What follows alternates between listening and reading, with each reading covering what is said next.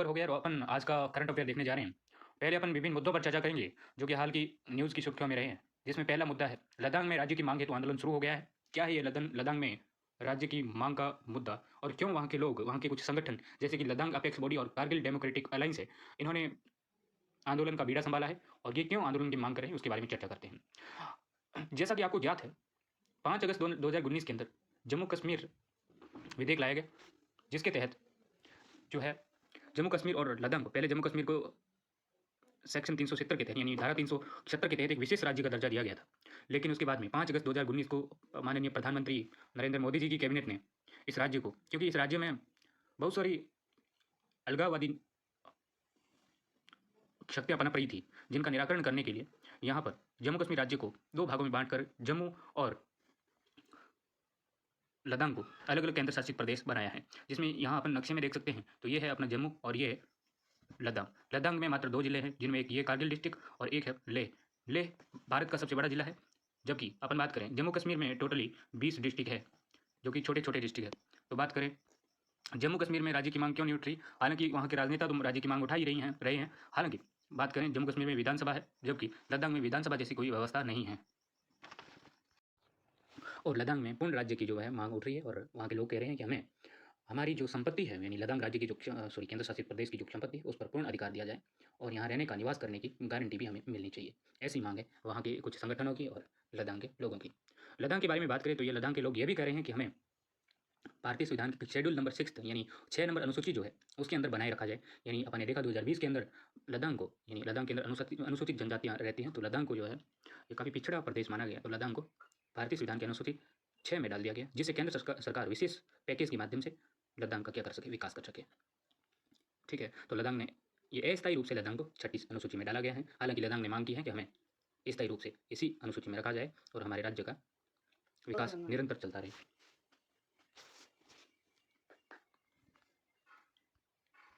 आइए चर्चा करते हैं क्या है शेड्यूल नंबर 6, यानी भारतीय संविधान की अनुसूची 6 है क्या। भारतीय संविधान की अनुसूची 6 के अंदर अनुसूचित जनजातियां वाले जितने भी राज्य हैं, जैसे असम, त्रिपुरा, मिजोरम और मेघालय, इन चारों राज्यों को इस अनुसूची के अंदर शामिल किया गया है तथा इनको समाज की मुख्य धारा से जोड़ने के लिए केंद्र सरकार के लिए विशेष प्रयास किए जा रहे हैं। यानी अर्थात अपन बात करें तो केंद्र सरकार के द्वारा विशेष राहत पैकेज के रूप में इनको दिया जाता है। जिस प्रकार से भारतीय संविधान के भाग 12 के अंदर केंद्र राज्य विशेष वित्तीय संबंधों के बारे में चर्चा की गई है, उसके अंदर यह कहा गया है कि कुछ विवेकाधीन वित्तीय सहायता भी केंद्र सरकार दे सकती है। तो केंद्र सरकार को लगे कि इन राज्यों की स्थिति खराब है या फिर ये समाज की मुख्य धारा से नहीं जुड़ पा रहे हैं, तो उनको विशेष राहत दी जाती है। तो लद्दाख भी मांग कर रहा है कि मुझे भी भारतीय संविधान की अनुसूची 6 में रखा जाए। और यहाँ के लोग ये भी मांग कर रहे हैं कि लद्दाख के लिए 2 लोकसभा की तथा 2 राज्यसभा की सीटों का निर्धारण किया जाए। यानी अभी जब से 5 अगस्त 2019 से लद्दाख और जम्मू कश्मीर को केंद्र शासित प्रदेश का दर्जा दिया गया है, ठीक उसी समय से ये मांगें उठने लगी हैं। और इसी समय भारत सरकार ने एक आयोग का गठन किया है, यानी परिसीमन आयोग, जिसका कार्य है कि इन राज्यों की भौगोलिक, सांस्कृतिक और सामाजिक पुनर्लोकन या फिर अपन कहें परिसीमन करके बताया जाए। उसके बाद में इसका जो प्रतिलिपि है या इसकी प्रतिज्ञप्ति है, इसको राज्य चुनाव आयोग को सौंपा जाए। उसके बाद में यहाँ के जो विधानसभा चुनाव है वो संभव हो पाए। लद्दाख में हालांकि विधानसभा नहीं है, लेकिन यदि ये राज्य बन जाता है तो इसमें विधानसभा के रूप में अपन एक विधायिका देख सकते हैं। आगे चलते हैं। यदि आपसे एक क्वेश्चन पूछा जाए, यहाँ पर एक क्वेश्चन बनता है, हालांकि ये क्वेश्चन काफ़ी खतरनाक क्वेश्चन है। जो करंट से अपडेट रहते हैं उनसे, उनके ये क्वेश्चन गलत नहीं होगा। जो करंट से अपडेट नहीं है उनके ये क्वेश्चन गलत होना स्वाभाविक है और होना भी चाहिए, क्यों नहीं होना चाहिए। ठीक है, तो पहले अपन बात करते हैं कि भारत जब से ये जम्मू कश्मीर और लद्दाख अलग नहीं हुए थे, तब यहाँ से ये जो सीमा बनती है भारत की, यहाँ आगे राजस्थान, बाद में गुजरात आ जाता है। तो जम्मू कश्मीर मतलब पाकिस्तान से लगने वाली सीमा की बात करते हैं, जम्मू कश्मीर, उसके बाद में यहाँ आता था अपना पंजाब, राजस्थान और गुजरात, यानी 4 राज्यों की सीमा जो है पाकिस्तान के साथ लगती थी। हालांकि अब जब जो है लद्दाख और जम्मू कश्मीर अलग हो गए हैं, तो अब 5 राज्य, यानी राज्य या कितने, उसमें पूछा जा सकता है कि कितने राज्य और केंद्र शासित प्रदेशों की सीमा पाकिस्तान के साथ लगती है, तो 5 गिना जाएगा, क्योंकि लद्दाख अब क्या हो चुका है, जम्मू कश्मीर से अलग हो चुका है। तो इसमें मिस्टेक मत करना, ध्यान रखना। उसके बाद में अगले क्वेश्चन पर अपन चर्चा करते हैं, जिसमें गंगा यमुना दोआब के बीच 250 मीटर नीचे एक नदी मिली है, जिसको पौराणिक काल में, पौराणिक मान्यताओं के अनुसार उसमें कहा गया है, पौराणिक मान्यताओं की, पराग में, यानी प्रयागराज जो कि पहले इलाहाबाद के नाम से जाना जाता है। योगी जी के आने के बाद में इसका नाम प्रयागराज पड़ा। तो प्रयागराज में 3 नदियों का संगम होता है। ये पौराणिक कथाएँ जो थी, उन मान्यताओं में माना गया है। उनमें कहा गया है कि गंगा, यमुना और सरस्वती, ये तीनों नदियाँ प्रयागराज में मिलती थी। और कालांतर में हमने देखा यह सरस्वती नामक नदी विलुप्त सी हो गई थी। उसके बाद में भारत सरकार ने, यानी मोदी जी की कैबिनेट ने 2018 में एक कमेटी का गठन किया। उस कमेटी ने कुछ वैज्ञानिकों को निर्देश दिए कि आप क्या कीजिए, इस नदी की खोज कीजिए। तो 2018 में इसकी खोज स्टार्ट हो गई थी और 3 साल हालांकि हो चुके हैं। और कौशाम्बी से कानपुर के मध्य इन्होंने मिट्टी खोदी और वहाँ पर इस मिट्टी को हैदराबाद की प्रयोगशाला में ले जाकर इलेक्ट्रोमैग्नेटिक सर्वे किया गया। उसके बाद में पाया गया कि यहाँ पर क्या है, हो सकता है पानी का रिसाव है और नदी मिल सकती है। तो उन्होंने खुदाई की। 250 मीटर के नीचे 45 किलोमीटर लंबी और 4 किलोमीटर चौड़ी एक नदी मिली है, एक नालिका मिली है, जिसको नदी कहना गलत नहीं होगा। यानी पौराणिक मान्यताओं में कहा गया है कि आदि बद्री नामक जो स्थान है, वहाँ से एक नदी निकलती थी जिसका नाम था सरस्वती, जिसका संगम कहाँ होता था, गंगा और यमुना के अंदर इसका संगम हो जाता था, प्रयागराज के अंदर, ऐसा कहा जाता है। यह उस नदी का क्या है, कच्चा चित्र है। ये पाकिस्तान है पड़ोसी और ये भारत अपना, ठीक है। इसमें ये पंजाब की 5 नदियाँ, सिंधु और उसकी सहायक नदियाँ है, ठीक है। तो अपन कहें कि सरस्वती नदी जो खोई हुई नदी है, उसका कहीं ना कहीं खोज हो चुकी है। उसके बाद में अपन आगे की चर्चा करते हैं। उसमें देखते हैं भारत 2030 तक अंतरिक्ष में भेजेगा मानवयुक्त गगनयान। आइए देखते हैं गगनयान क्या है। यानी अपन बात करें किसी भी रॉकेट को लॉन्च करने के लिए या फिर किसी भी रॉकेट पर क्या होते हैं, एक पेलोड की आवश्यकता होती है। यानी अपन चर्चा करें तो ये एक रॉकेट है, उसके पीछे के हिस्से में यहाँ पर जो है ईंधन भरा होता है। इसके ऊपर के हिस्से को, इस हिस्से को पेलोड के नाम से जाना जाता है। और इसके अंदर जो वैज्ञानिक होते हैं, यानी क्रेव मॉडल इसको कहा जाता है, इसके अंदर वैज्ञानिक बैठते हैं और वो जो मतलब अंतरिक्ष यात्रा करने वाले यात्री होते हैं वहाँ यहाँ पर बैठते हैं। हालांकि जो पीछे का भाग है इसको सर्विस मॉड्यूल कहा जाता है, जिसके अंदर भारी मात्रा में ईंधन भरा होता है। और ये जो है अंतरिक्ष में जैसे ही अंतरिक्ष की जो सीमा होती है, यानी 400 किलोमीटर के बाद में ये यहाँ से टूटकर अलग हो जाता है और ये जो है आगे चला जाता है कहाँ पर, अंतरिक्ष में। और अंतरिक्ष की जो कक्षा होती है उसके अंदर शिफ्ट हो जाता है। यानी अपन बात करें ये पृथ्वी है, जैसे ही पृथ्वी पर से पलायन वेग से अधिक वेग से इसको यहाँ से निकाला जाता है, किसी भी एयर स्टेशन से, यानी स्पेस स्टेशन से इसको निकाला गया, तो इसका ईंधन खत्म होता जाएगा। जैसे ही एक सीमा आएगी अंतरिक्ष के इस ओर, यानी 400 किलोमीटर की सीमा के बाद में ये क्या हो जाएगा, यहाँ से नष्ट हो जाएगा और पीछे पृथ्वी पर इसकी जो गंदगी है वो गिर जाएगी। हालांकि गिरती नहीं है, पृथ्वी के वायुमंडल में आने के बाद में जल जाती है, क्योंकि इतना अधिक टेम्परेचर होता है।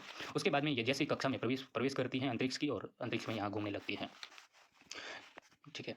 और आइए देखते हैं एक अलग चित्र के माध्यम से। इसमें अच्छे से समझाया गया है कि किस प्रकार से यहाँ से पृथ्वी से इसको लॉन्च किया जाता है।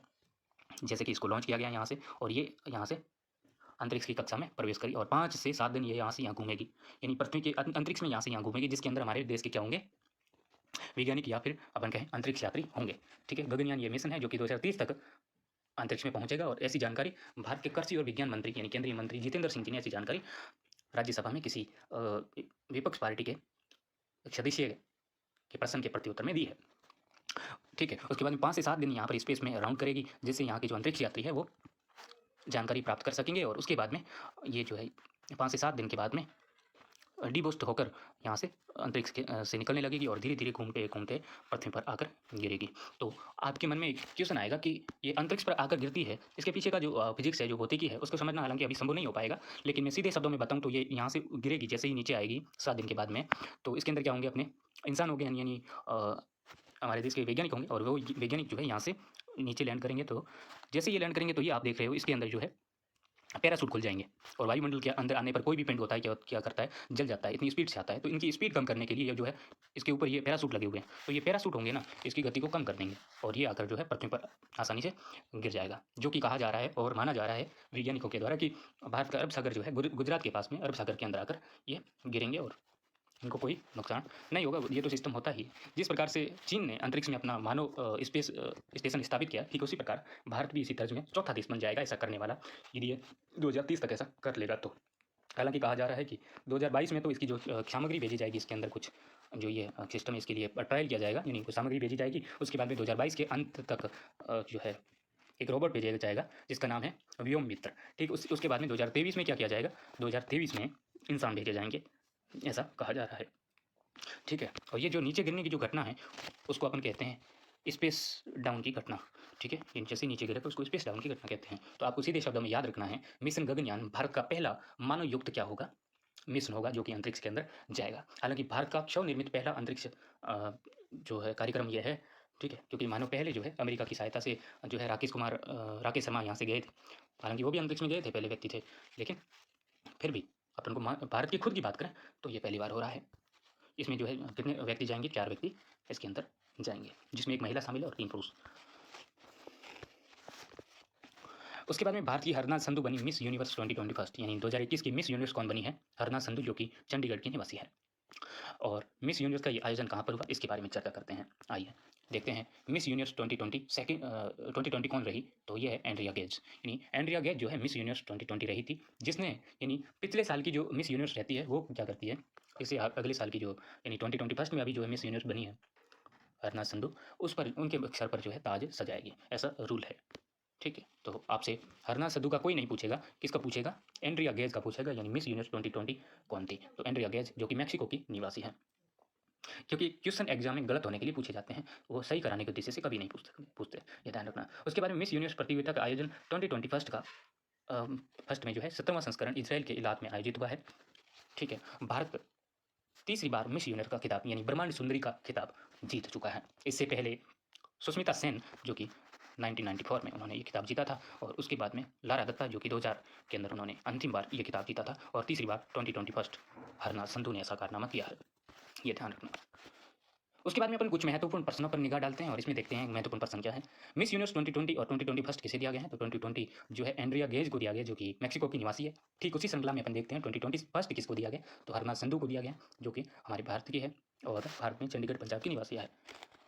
उसके बाद में आगे का क्वेश्चन है कि बीएसएफ के महानिदेशक कौन है, तो बीएसएफ के महानिदेशक जो है पंकज कुमार है। कौन है, पंकज कुमार। ये चर्चा में क्यों है, क्योंकि हाल ही में यानी 2 महीने पहले भारत सरकार के द्वारा राज्यों के यानी जिन राज्यों से बॉर्डर लगता है, अंतर्राष्ट्रीय सीमा लगती हैं, तो वहाँ पर बीएसएफ की अधिकार क्षेत्र को बढ़ा दिया, यानी पहले 15 किलोमीटर हुआ करता था, अब 50 किलोमीटर कर दिया है। तो पंकज कुमार जो है बीएसएफ के महानिदेशक है, वो जगदीप धनखड़ जो कि वेस्ट बंगाल के राज्यपाल हैं, उनसे मिलेंगे, क्योंकि पश्चिम बंगाल की सरकार नाराज़गी जता रही है कि ये ऐसा नहीं होना चाहिए। हालांकि पश्चिम बंगाल पंजाब जो भी बॉर्डर पर राज्य हैं वो इसकी नाराज़गी जता रहे हैं, लेकिन पंजाब इसको लेकर, इस मामले को लेकर सुप्रीम कोर्ट भी चला गया है, हालांकि फैसला आना बाकी है।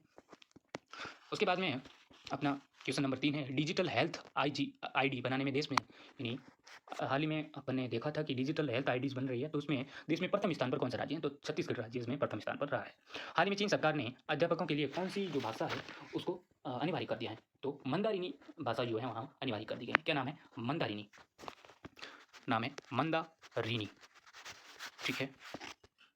उसके बाद में श्रीलंका के राष्ट्रपति कौन है, तो ये क्या चर्चा में है, इनके बारे में बात करते हैं। तो गोतबाया राजपक्षे नाम से श्रीलंका के राष्ट्रपति हैं, और महिंदा राजपक्षे जो है यहाँ के प्रधानमंत्री है। तो ये चर्चा में क्यों है, क्योंकि हाल ही में अपन ने देखा कि श्रीलंका के यानी कल ही श्रीलंका के राष्ट्रपति गोतबाया राजपक्षे जी संसद को निलंबित करके कहाँ चले गए हैं, सिंगापुर चले गए अचानक से। हो सकता है इसके बारे में कोई पुष्टि नहीं हुई है कि इनकी क्या समस्या हुई, हालांकि संसद को निलंबित करते हुए भाग खड़े हुए। तो ये चर्चा में तो इनसे पूछा जा सकता है कि श्रीलंका के राष्ट्रपति कौन है, गोतबाया राजपक्षे। उसके बाद में आज ही सुर्खियों में रही, आज सुबह की बात है कि टाइम मैगजीन ने पर्सन ऑफ द ईयर 2021 किसे चुना, यानी 2021 का एंड हो चुका है, अब 2021 तक जो है इस साल में सबसे फेमस हस्ती कौन सी रही है, जिसको हर कहीं सर्च किया गया है, ठीक है, तो वो कौन रही है, वो टेस्ला एक कंपनी है जो कि कार निर्माण करने वाली कंपनी है, और इसके अमेरिकी इलेक्ट्रॉनिक कार मेकर एक कंपनी है जिसका नाम है टेस्ला, और उसके संस्थापक और सीईओ है जिनका नाम है एलन मस्क। उनको जो है टाइम मैगजीन ने पर्सन ऑफ द ईयर 2021 दिया है। और बात करें 2020 का किसे दिया गया, तो संयुक्त रूप से कमला हैरिस और जो बाइडन को दिया गया था। उसके बाद में हाल ही में ओमिक्रॉन के कारण, यानी जो कोरोना का नया वेरिएंट है जिसका नाम है ओमिक्रॉन, उसके कारण विश्व में पहली मृत्यु किस देश में हुई है, तो ओमिक्रॉन के कारण विश्व में पहली मृत्यु हुई ब्रिटेन में। तो यह महत्वपूर्ण क्वेश्चन है, ठीक है, ब्रिटेन में हुई है हाल ही में। उसके बाद में दक्षिण अफ्रीका के प्रधानमंत्री कौन है, दक्षिण अफ्रीका के प्रधानमंत्री कौन है, तो दक्षिण अफ्रीका के प्रधानमंत्री है रामाफोसा। क्या नाम है उनका, रामाफोसा, रामाफोसा। ये दक्षिण अफ्रीका के क्या है, प्रधानमंत्री है। ये क्यों चर्चा में, क्योंकि हाल ही में जो ओमिक्रॉन है उसे पॉजिटिव पाए गए हैं, ठीक है। उसके बाद में भारत गगनयान को अंतरिक्ष में कब तक भेजेगा, तो भारत गगनयान को 2030 तक, केंद्रीय मंत्री जितेंद्र सिंह जी ने बताया है कि 2030 तक जो है अंतरिक्ष में भेज देगा। उसके बाद में बलरामपुर किस राज्य में स्थित है, तो ये यूपी में स्थित हैं। तो ये चर्चा में क्यों है? क्योंकि हाल ही में प्रधानमंत्री जी ने क्या किया था, सरयू नहर परियोजना यानी सरयू नहर प्रोजेक्ट, कैनाल प्रोजेक्ट है, उसको लॉन्च किया था प्रधानमंत्री जी ने, तो इसीलिए चर्चा में है। तो दोस्तों आज का अपना सेशन खत्म होता है। जय हिंद, जय भारत।